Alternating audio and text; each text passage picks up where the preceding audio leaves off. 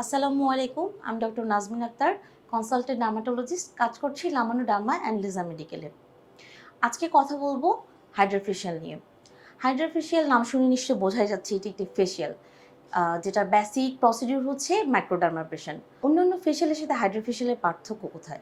HydraFacial কাজ করে basically তিনটা প্রসিডিউরের মাধ্যমে: cleansing and exfoliation, extraction and hydration.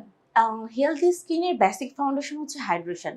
তো হাইড্রেশন মেনটেন করার জন্য হাইড্রাফেশিয়াল একটি খুবই জনপ্রিয় এবং কার্যকরী প্রসিডিউর। আজকাল দেখা যাচ্ছে অনেক পার্লারেও হাইড্রাফেশিয়াল ট্রিটমেন্ট নেওয়া হচ্ছে।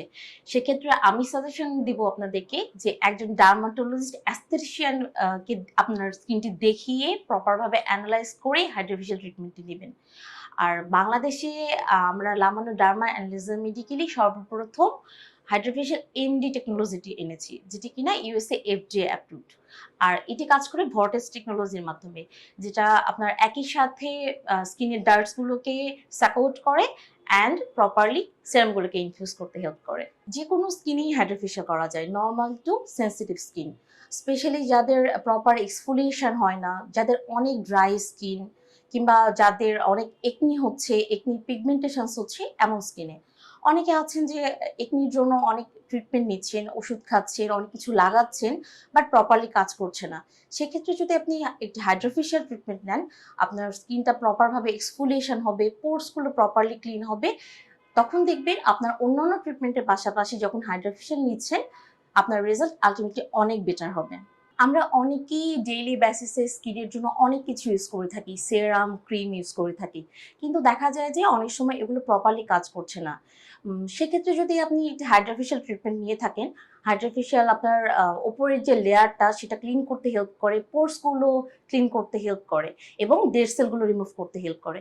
সেক্ষেত্রে আপনি হাইড্রাফেশিয়ালের পরে যখন বিভিন্ন অ্যাপ্লিকেশনস অ্যাপ্লাই করবেন আপনার ফেসে, সেগুলো আপনার জন্য অনেক বেটার রেজাল্ট দিবে। হাইড্রাফেশিয়াল করার পরে যখন আপনার স্কিনটাকে আমরা বিভিন্ন সেরাম অ্যাপ্লাই করছি, বিভিন্ন প্রসিডিউর প্রপারলি ক্লিন করছি, তখন দেখা যাবে যে আপনার স্কিনটা অটোমেটিক্যালি একটি গ্লোয়িং ভাব চলে আসবে, আপনার স্কিনের টোন ইমপ্রুভ হবে, টেক্সচার ইমপ্রুভ হবে, আলটিমেটলি আপনার অ্যাপিয়ারেন্সটা ইমপ্রুভ হয়ে যাবে।